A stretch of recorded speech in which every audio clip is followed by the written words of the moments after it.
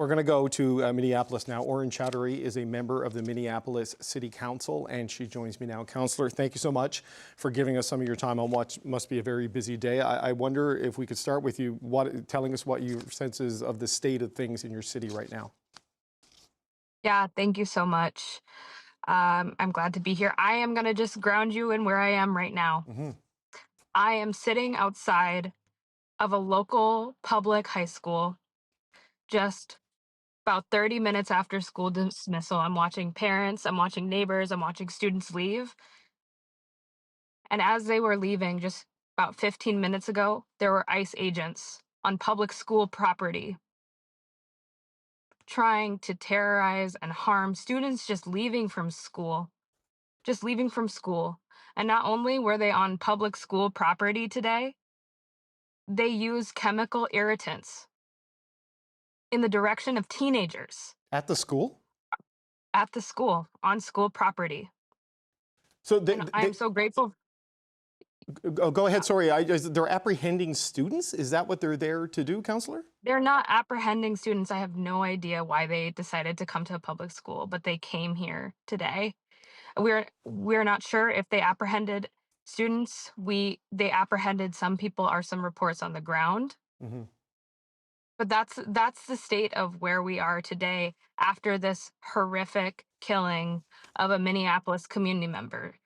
The things that Immigration Customs Enforcement, DHS, Border Patrol are doing is completely cruel, and it is here to sow chaos in our city and not to keep people safe. There is no safety being created, and it was clearly articulated just 20 minutes ago as school children were trying to leave to get back home to their parents. And thank God that there were community members that were here to observe and ensure that students were able to get home safe and to push back against this type of action, which is completely inhumane and I do not believe stands in the values of Minnesota, Minneapolis, or this nation.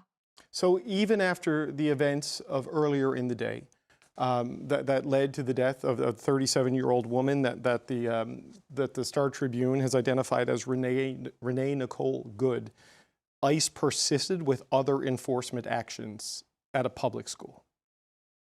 Yes, that is correct, and throughout our city.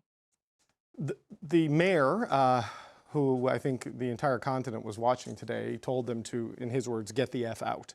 It sounds like they're not going to do that based on what you've just told us happened at that school. I mean, what happens now if ICE persists and stays in your city, given everything that's happened today? Well, we're going to continue to call on the president, the entirety of DHS and ICE to do what they need to do, which is leave immediately. Pack your bags and leave. You're not creating safety. It's clear that you're trying to use our community and harm our community to prop up a narrative about dangerous communities of immigrants, which we know are not true, to be a distraction from the failures we're seeing in the American economy and also the abhorrent action in Venezuela that American taxpayers are now footing the bill for. And as a local elected official, we will continue to be on the ground. We're looking forward to this investigation being completed. I think it's really important that the Minnesota Bureau of Criminal Apprehension is a part of it. We will be following closely with this investigation. We'll be communicating to our residents to stay vigilant, to stay safe, to be peaceful, to not take the bait from this Trump administration, from federal immigration enforcement. For our community, this is day 37 of this type of occupation. And it is, the reality is that it is just cruel. Today, this morning, I got reports that at a local daycare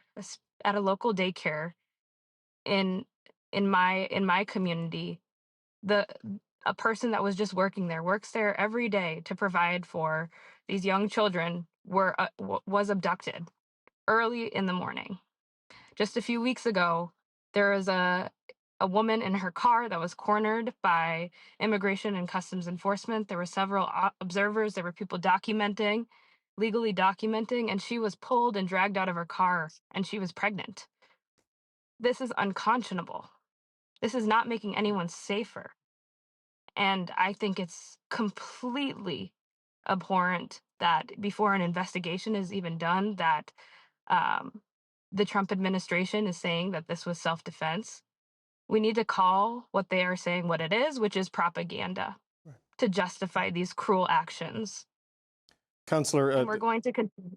oh no, finish. Apologies. No, finish your thought. Finish your thought. We're going to in Minnesota. We're a cold state with people with warm hearts, and we're going to speak in one singular voice about this. This is not okay. ICE needs to leave. There is no safety provided from this, and we stand with our immigrant neighbors. The president called it self-defense in a Truth Social post today. The Homeland Security Secretary, Kristi Noem, went further in a statement she gave at a microphone, calling this an act of domestic terrorism. And that is what they've said, that this incident involving a 37-year-old woman in a Honda Pilot was domestic terrorism. What do you take from that, that even before an investigation has happened, that the Homeland Security Secretary and other officials on social media were putting that explanation and justification out? I think they know exactly what they did was horrific and wrong, and now they're trying to spin a narrative to cover it up. And that's evidenced by the fact that there hasn't even been a proper investigation done. I don't know about you, but I think there's many Americans and Canadians that have had incidents where there might have been a car that swiped up against them, or they were walking and they didn't particularly feel safe by a vehicle coming up them, but their response wasn't to draw a weapon and fire. That is an extreme escalation of force and deadly force. The woman was shot in the head. So that's what I make of it. Just one last question, Counselor, before I let you go, because I know you want to get in and speak to people at the school. You're parked outside. Minnesota and Minneapolis have been targeted verbally and obviously through law enforcement means, with a specific focus on a significant Somali population in your state and your city. What do you make of that particular focus? I watched Caroline Leavitt, the White House press secretary, reference the significant Somali population from the podium of the lectern of the White House briefing room the other day. And this would explain, it seems, the large presence that you say has been there now doing enforcement actions for 37 days. Look, we've seen this playbook before.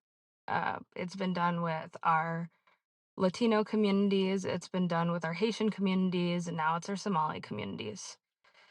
At the end of the day, I was born and raised in Minnesota. Our Somali neighbors, our Somali American neighbors, are absolutely amazing. The large share of them contributes so much to our community, to the fabric of our culture here in Minnesota. And they should not be painted with a broad brush of the crimes of a few that also happen to be Somali. It has nothing to do with being Somali. Our Somali community makes us Minnesotan, and as uh, a Bengali American, proud daughter of immigrants, we're going to keep on standing with them. We're not going to fall to this narrative that the federal level is trying to create to justify these cruel abductions and attacks and violations of people's rights, and oftentimes without due process. And I encourage people to use their voice, to use their First Amendment, and I encourage other world leaders to use their voice and to call these behaviors out. This is not how any citizen of the world should be treated by a modern day country. This is not who we are. This is not who we're supposed to be. Aurin Chowdhury, Minneapolis City Councilor, thank you so much for your time today. We appreciate you speaking with us. Thank you. Thank you.